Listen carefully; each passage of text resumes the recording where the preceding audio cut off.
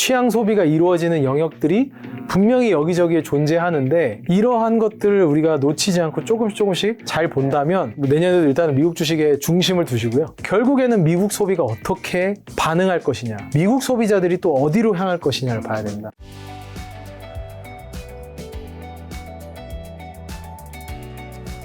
그리고 밸류 프로그램으로 올해 한국의 금융주가 특히 많은 수혜 받았었죠. 대표적으로는 KB금융. 야, KB금융이 올해 거의 2배 오르지 않았나? 예, 2배 올랐습니다. 야, 앞으로는 좀 밸류 프로그램으로 어떤 섹터 오를 수 있고, 밸류업도 사실 한국 증시 바꾸려고 하는 거잖아요. 그렇죠.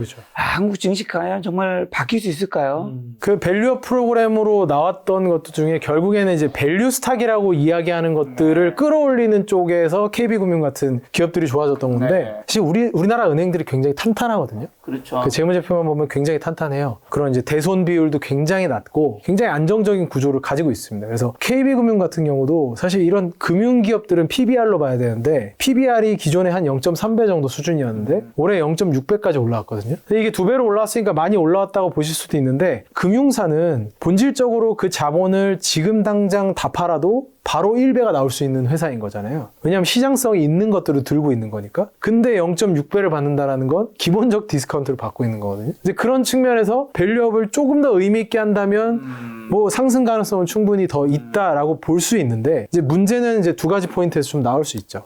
첫 번째는 밸류업 프로그램 하면서 이런 금융사들한테 금융감독원이나 뭐 정부에서 조금 더 열어줘야 되는 건 배당을 좀 더 확실하게 줄 수 있게 해줘야 되거든요. 그러니까 이런 기업들이 배당 성향을 20에서 25%, 25에서 30 정도 가는데도 진짜 십수년이 걸렸어요.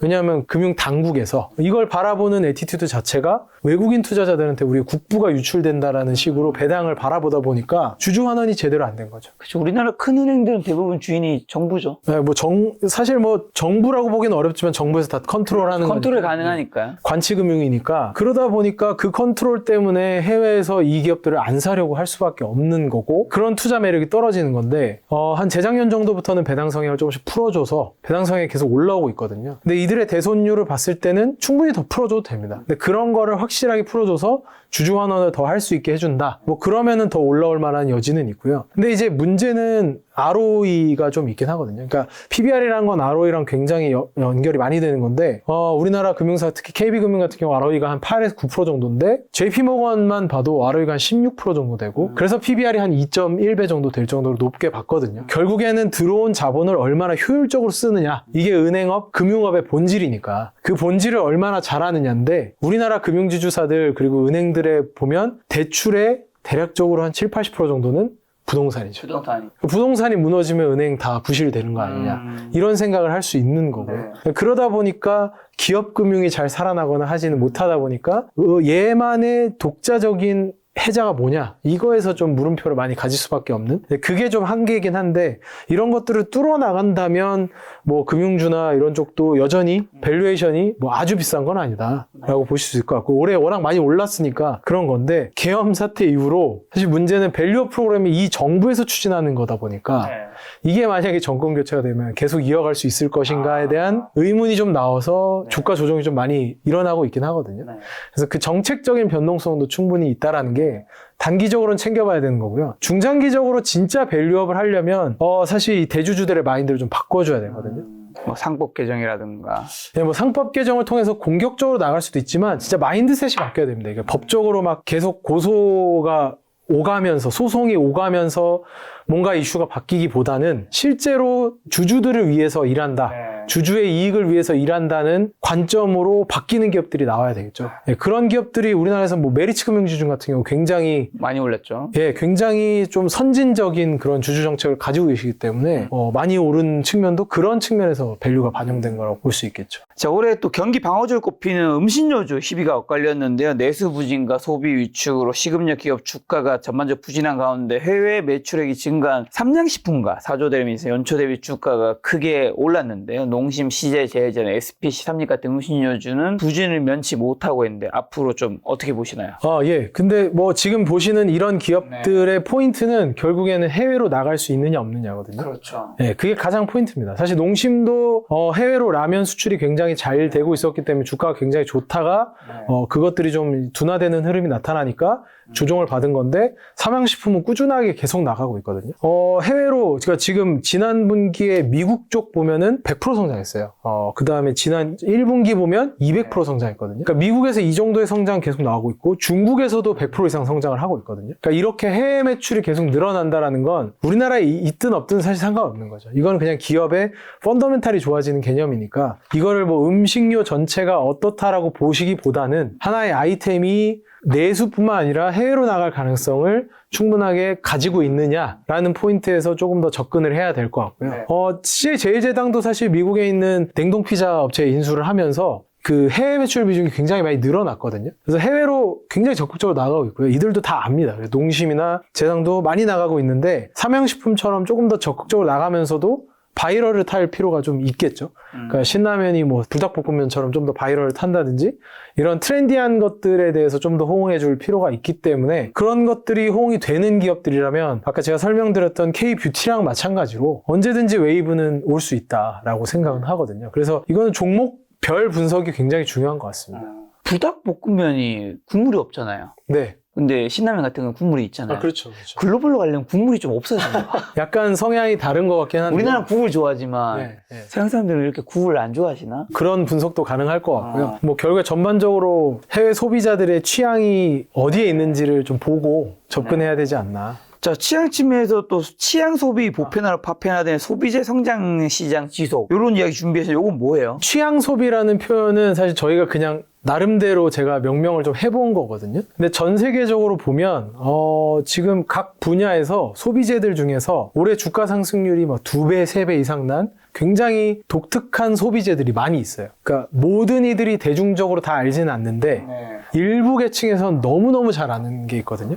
뭐 예를 들자면 요즘에 러닝 굉장히 열심히 하시는 작가님께서는 러닝 브랜드 너무 잘 알고 계시죠. 다 알죠. 네. 대부분 신어봤고. 그죠. 온이라든지. 온러닝, 아식스, 호카, 뭐 요즘 안 좋긴 하지만 뭐 나이키, 아디다스, 서코니 뭐 등등. 관심을 안 가지셨던 분들은 이 중에서 나이키나 아디다스 정도만 아시겠죠. 그렇죠. 네, 근데 관심을 갖고 있는 사람들한테는 이게 굉장히 중요한 아이템이고 줄 서서 사는 아이템들이잖아요. 굉장히 구하기도 힘들고. 품절 사태. 그죠. 근데 저희는 이런 현상들을 취향 소비로 좀 얘기를 하거든요. 2023년에 트렌드 코리아에 한번 나왔던 표현이 디깅 소비라는 표현이 있었는데, 소비. 네, 그러니까 덕후 같은 거죠. 그 안으로 계속 파고 들어가서 더 사는 건데, 저희는 그것도 뭐 충분히 괜찮은 표현인데 취향을 좀 더 타는 취향 소비라고 좀 명명을 했던 거고요. 이거의 원인과 저희의 대응을 조금 말씀을 드리려고 하는데 저희가 생각하는 원인은 소셜미디어가 가장 큽니다. 그러니까 소셜미디어가 이제는 아이폰이 나온 지가 16년 정도 됐기 때문에 너무나 보편화되어 있는 거죠. 그리고 전 세계적으로 확산되어 있기 때문에 어느 지역에서 올라오더라도 브랜드가 하나 딱 올라오면 전 세계 사람들이 한꺼번에 노출될 수 있을 정도로 브랜드에 대한 홍보 비용이 굉장히 떨어졌죠.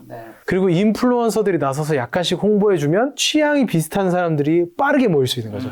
커뮤니티화가 빨리 된다라는 거죠. 그래서 브랜드의 홍보 비용이 급감했다라는 측면에서 과거에는 아주 대형 글로벌 브랜드 나이키나 아디다스 같은 브랜드만 가능했던 글로벌 캠페인들이 이제 조그만 회사들도 다 가능해진 거죠. 그리고 또 두 번째로는 이런 차별적인 소비를 추구하는 소비자들이 많이 늘어나는 거죠. 그러니까 소비자들이 예전에는 TV에서 나온 거, 광고에서 본 거, 이런 거에 익숙해져서 아 저거 나도 살래. 전 세계 10명이라면 한 8명이 사는 제품을 다 같이 샀다면 이제는 한 명 한 명이 다 독특한 취향대로 사는 거예요. 러닝화 사실 모르시는 분들은 뭐가 그렇게 많아? 뭐가 차이야? 이러면서 차이를 얘기하시겠지만 러닝화 신어보신 분들은 다릅니다. 네. 이게 바로 취향 같은 거겠죠. 네, 그렇죠. 다 다르다고 얘기하고요. 이 다 다른 포인트들을 정확히 또 알고 있잖아요. 서로 커뮤니티에서 공유가 되기 때문에 그런 측면에서 차별적인 소비가 일어날 수밖에 없긴 하거든요. 뭐 저희가 투자했던 기업들 몇 가지만 예시로 들어보면 러닝화를 먼저 말씀드렸는데 뭐 데커스나 온 같은 경우 데커스는 호카를 가지고 있는 브랜드이고요. 혹시 그 작가님 팜마트라는 기업을 들어보신 적 있나요? 팜마트는 못 들어봤어요. 네, 팜마트는 이제 중국의 기업인데 팜마트는 올해 뭐 중국의 수익률이 뭐 아주 엄청나게 매력적이진 않았는데 회복은 어느 정도 됐지만 팜마트라는 회사는 올해 348% 올랐거든요. 근데 이 기업이 뭐 하는 회사냐? 캐릭터 IP를 가져다가 피규어를 만드는 회사입니다. 라부부라는 캐릭터가 있고요. 굉장히 유명한 캐릭터들이 여러 개 더 있거든요. 뭐 요거는 제가 먼저 사진 한번 보내드리면 좋을 것 같은데 우리나라에도 뭐 홍대나 삼성 그 코엑스나 이런 데 매장들이 있어요. 근데 가보면 이 인형을 도대체 왜 이렇게 열광적으로 사는 거야 라고 생각할 수 있는데 그 10대, 20대들 사이에서 이런 굿즈 문화가 굉장히 발달을 하고 있거든요. 이게 가방 꾸미기라고 하는데 가방 꾸미기 용도로 이런 라부부라는 캐릭터를 사다가 가방에다 다는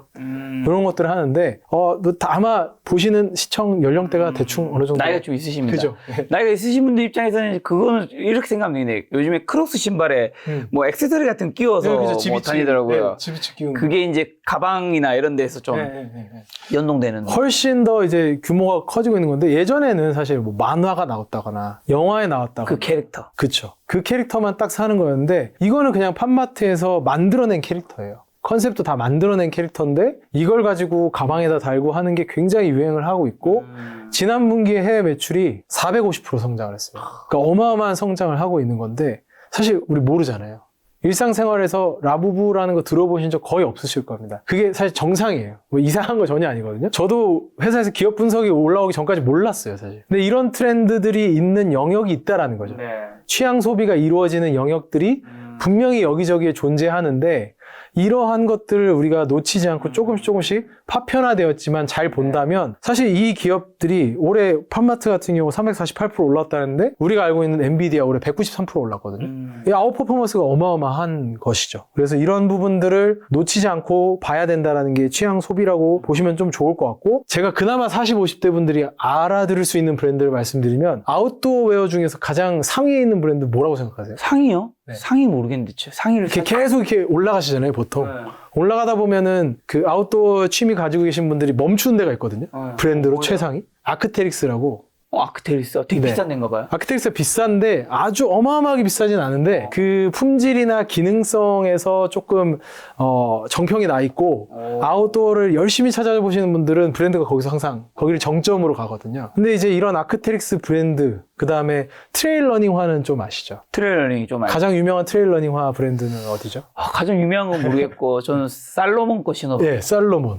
그 살로몬 네. 게 제일 유명한 거예요? 그 살로몬이 가장 유명하고요. 트레일 러닝화를 거의 시작한 회사랑 마찬가지인데 호카도 물론 트레일 러닝화 많이 하지만 아크테릭스랑 살로몬을 둘 다 갖고 있는 회사가 또 있거든요. 아메르 스포츠라는 회사가 또 있는데 중국 안타스포츠의 자회사예요. 근데 이게 지금 미국에 상장되어 있는데 이제 이런 기업들도 사실 제가 설명드리면 아마 보시는 분들 중에 등산에 관심 있는 40, 50대 분들은 아실 거예요. 왜냐면 저희 아버지가 굉장히 좋아하시는 브랜드거든요. 아크테릭스 같은 경우. 살로몬이 중국 회사예요? 살로몬, 그러니까 그 아크테릭스랑 살로몬을 갖고 있는 회사가 중국 회사가 된 거죠. 매각이 됐습니다. 그럼 중국 회사인 거네요. 중국 회사죠. 그리고 그 회사가 윌슨도 갖고 있습니다. 윌슨? 네. 테니스? 테니스, 윌슨. 그러니까 이렇게 약간 각 영역에서 지금 테니스 하시니까 네. 윌슨 들으면 딱 오잖아요, 느낌이. 네. 근데 이제 이런 느낌이 오는 취향 소비를 저격하는 브랜드들을 갖고 있는 기업들을 이제는 좀 의미 있게 봐야 된다. 왜냐하면 이 사이즈가 이 세 개 브랜드 합쳐놓은 거의 시가총액이 최근에 가장 저점이었을 때가 한 5조 정도까지 빠졌었거든요. 근데 지금 단숨에 그게 회복되면서 한 10조 이상으로 올라왔습니다. 그러니까 이러한 트렌드들이 올라왔을 때는 굉장히 무섭게 상승을 하기 때문에 메인 전략은 아닐 수도 있어요. AI나 제가 말씀드렸던 뭐 자율주행이나 이런 쪽이 메인 코어 전략이 되지만 새틀라이트, 위성 전략은 항상 이런 것들을 염두에 두시면서 투자하시면 사실 이게 또 우리 생활 속에서 잘 보이는 거여가지고 훨씬 더 재밌게 투자할 수 있거든요. 네, 그러다 보니까 이런 브랜드들에 대한 것들을 좀 봐야 된다. 그리고 대응에 제가 이제 적어놨던 건 뭐냐면 이런 브랜드들을 보다 보면 야 호카 너무 좋은데 이거 전 세계 사람이 다 신을 것 같은데 이런 생각에 빠질 수가 있어요. 그러니까요. 나이키보다 커질 것 같은데 이런 생각에 빠질 수 있거든요. 근데 지금 나이키의 시가총액이 131조 지금 온의 시가총액이 23조 데커스의 시가총액이 44조거든요. 그럼 이 천정을 어디로 봐야 될 거냐 하면은 나이키를 항상 주시는 하고 있어야 된다는 거예요. 그게 무슨 의미냐?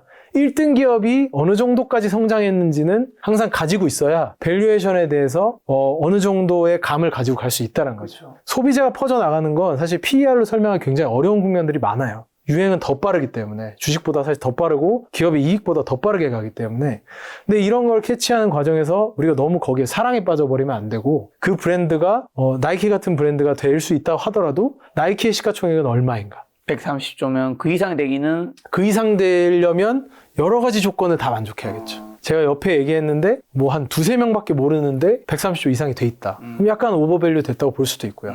네, 뭐 그런 식으로 좀 그건 쉽지 않을 것 같아요. 왜냐면 나이키는 또 종합적인 스포츠를 다 판다고 해야 되나? 그죠. 신발도 그렇고. 근데 그죠. 호카라든가 온러닝은 약간 조금 특화된 느낌이 있어서 네, 맞습니다. 특히 호카만 가도 다른 의류는 너무 볼 게 없어서 물론 제가 미국에 가서 본 게 아니라 한국 매장에서 본 거라서 그럴 수 있지만 아니 근데 그게 말씀하신 게 맞아요. 지금 온이나 호카 같은 경우도 의류를 확장하려고 굉장히 노력을 많이 하고 있어요. 근데 그 의류를 확장하는 건 또 다른 영역이기 때문에 그러니까요. 이제 이게 만만치는 않은 거죠. 맞아요. 네, 그러니까 이런 브랜드를 볼 때도 아 지금 주가 상승 굉장히 좋지만 조금 더 사이즈가 작고 트렌드가 좀 아직은 미약할 때 보는 게 좋다. 이런 아까 취향 소비가 확산되는 파괴력이 아까 말씀해 주신 삼양식품이랑 연동돼서 생각할 수 있는 건가요? 예, 그렇죠. 네, 삼양식품 같은 경우도 뭐 정확히 사실은 취향 소비라고 할 수 있겠죠. 이거를 5, 60대 분들이 유튜브 영상을 보고 갑자기 먹방하던 불닭볶음면을 드시거나 이러진 이게 않잖아요. 어떻게 보면 맛에 대한 취향과 온라인의 유튜브랑 그쵸. 인스타그램 릴스랑 만나면서 그런 것들이랑 만난 거고 러닝도 그렇죠. 러닝 유튜버들이 나와서 뛰는 영상을 보니 이 신발을 신고 있는데 너무 좋아 보여. 리뷰도 너무 좋게 해주시고 그러면 그거에 영향을 받아서 사러 가는 거죠. 네. 2025년 입상을 목표로 달리고 있습니다. 후원해 주실 나이키 아식스 찾고 있습니다. 온 정도로 가보시면 온러닝 관계자분이 이 영상을 안 보고 있을 것 같아요. 그런가요? 아무래도 아직 한국에 네. 그 매장도 없기 때문에 아. 온러닝은 얼마 전에 팝업을 했었거든요. 나중에 스톤 러닝 같은 분 한번 모셔가지고 한번 하셔야겠네요. 스톤님이랑 인스타 마팔하고 있습니다. 그래요? 스톤님 같은 분들이랑 한번 하시면 DM 주고받은 적이 있습니다. 잘 지내시죠? 저희도 많이 보는데 진짜 그렇게 뛰고 싶더라고요.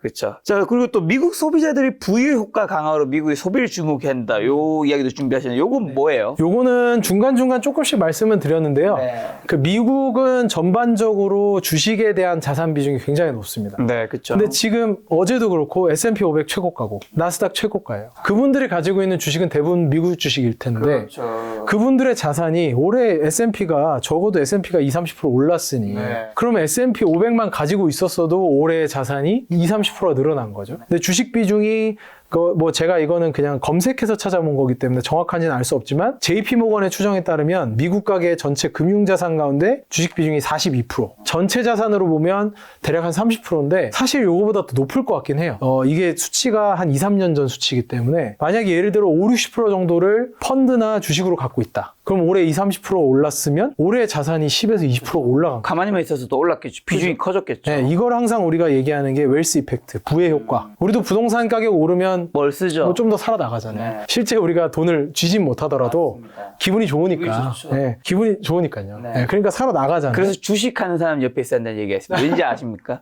부동산은 올라도 당장 내 손에 안 떨어지니까 맞아요. 맛있는 거 비싼 거 안 사줘요. 맞아요. 근데 주식은 바로 플러스 팔죠. 네. 3일 지나면 내 통장에 들어오잖아요. 맞습니다.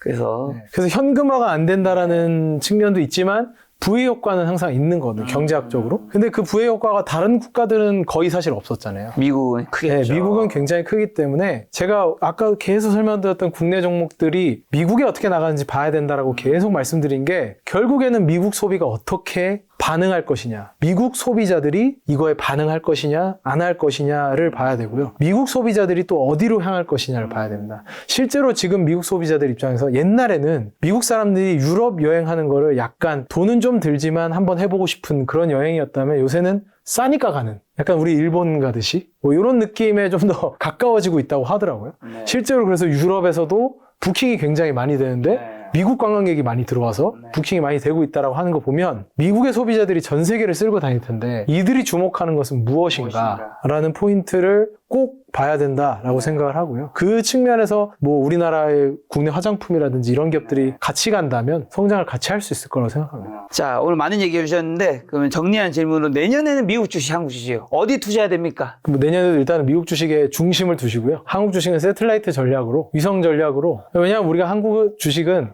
한국 기업들을 또 주변에서 살펴볼 수 있기 때문에 그러니까 사실 미국에 있는 기업들을 살펴보는 거는 요즘에 유튜브가 있기 때문에 굉장히 쉽기는 하지만 그렇게 와닿지는 않을 수 있어요. 네. 특히 자율주행 같은 건 가서 타보기 전까지는 모르겠죠. 모르죠. 네. 근데 우리나라 기업들은 당장 나가서 보면 되니까 네. 물론 그것들이 해외로 어떻게 수출되는지를 봐야 되니까 조금 다른 영역일 수 있지만 소비를 직접적으로 느낄 수 있는 것들은 네. 세틀라이트 전략으로 또 가져가시고요.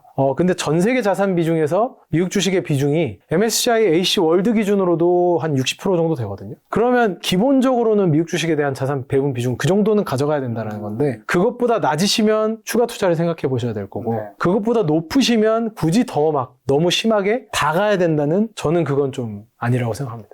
한국 주식 중에서는 아까 말씀해주신 K뷰티, K엔터, 조선방산 그 중에서도 한국에서만이 좀 잘하고 있는 기업을 좀 한국에서만 살 수 있는 기업을 사는 게 좋은 것 같고 네. 그러면 이제 내년에 2015년 유망 세트로 미국 주식은 좀 뭘 사야 되는 걸까요? 미국 주식에서는 소비재를 좀 보시면 좋을 것 같고요. 네. 그러니까 소비재에서도 아까 말씀드렸던 것처럼 미국 소비자들이 주목하는 거 사야 됩니다. 그냥 사면 안 되는 게 미국의 리테일러들도 올해 굉장히 많은 변화가 있었거든요. 일반적으로 불황기가 오면 미국에는 달러 스토어, 우리나라로 치면 다이소 같은 그런 데들이 잘 돼요. 그래서 달러 제네럴이라든지 달러 트리라든지 이런 기업들이 잘 되는데 굉장히 특이하게도 올해는 그런 기업들이 굉장히 안 됐어요. 그럼 이 수요가 다 어디로 갔냐? 월마트나 코스트코 같은 데로 가서 한꺼번에 사서 쟁여놓는 식으로 바뀌었거든요. 그러니까 이런 소비 트렌드가 바뀌기 때문에 너무 일반적으로 생각하시면 좀 안 되고 미국의 소비재지만 왜냐하면 소비재가 안 그래도 굉장히 많이 절어있던 종목들이 많기 때문에 이제 그런 측면에서 다시 보실 필요가 있고요. 올해 신고가 나왔던 종목들 중에서 아마 이게? 이런 생각하실 것들이 있는데 랄프 로렌이 올해 신고가였거든요. 그 다음에 올해 아베크롬비가 신고가였거든요. 아베크롬비. 네. 둘 다 의뢰세잖아요. 트렌드가 다시 돌아온 거죠. 그러니까 그러한 트렌드들이 올드머니 룩이라고 하는 트렌드들이 있었는데 그게 좀 더 대중에 어필이 됐고 예전에 이제 이 브랜드들 꺼진 거 아니야 하고 생각했던 브랜드들이 다시 다 돌아오는 거죠. 그러니까 그런 변화가 있습니다. 그 다이나믹이 있기 때문에 지금 취향은 어떤 건지를 보고 살 필요가 있다. 그런데 그럼에도 불구하고 섹터는 소비재에 좀 더 봐야 되고요. AI는 당연히 앵커로 가져가야 됩니다. AI는 인공지능은 지금부터 앞으로 몇십 년간을 더 우리의 삶을 바꿔놓을 거기 때문에 이거를 뭐 떠나서 얘기하는 건 아니고 AI 중에서 좋게 보셨던 아까 아마존과 테슬라였죠? 그렇게 보고 있습니다. 그 중에서는 테슬라를 또 좋게 보시는 거예요.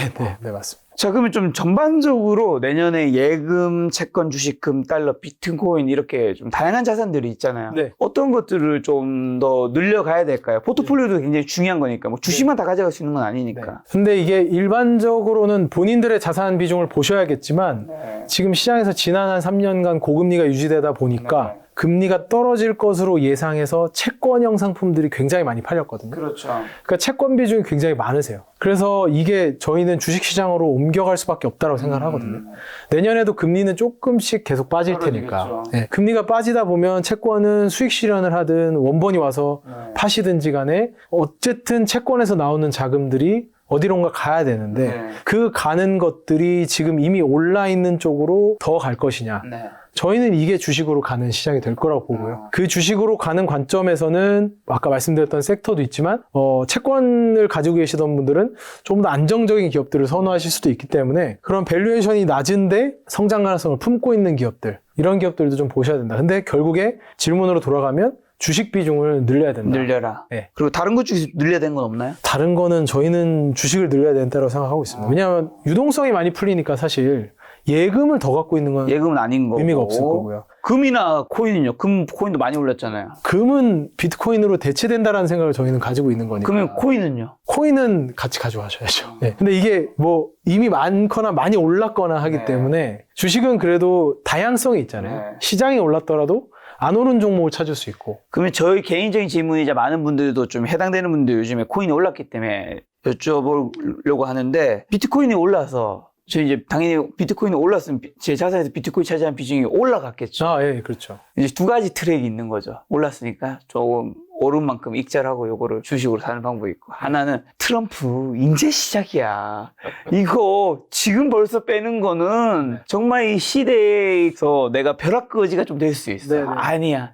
이거 보유한 거 그대로 가져가자. 어느 쪽을 좀 추천하시나요? 저는 변동성으로 치면 비트코인을 조금 비우고 테슬라를 사시면 된다고 생각합니다. 어차피 변동성은 비트코인이 올라가는 거나 네. 테슬라가 올라가는 거나 방향성은 똑같거든요. 왜냐하면 테슬라도 암호화폐를 굉장히 중요하게 생각하는 회사이기 때문에. 근데 저는 눈에 보이는 변화들을 만들어가는 회사가 있다라고 한다면, 그러니까 이게 지금 올라가는 국면에서는 버티는 게 중요해요.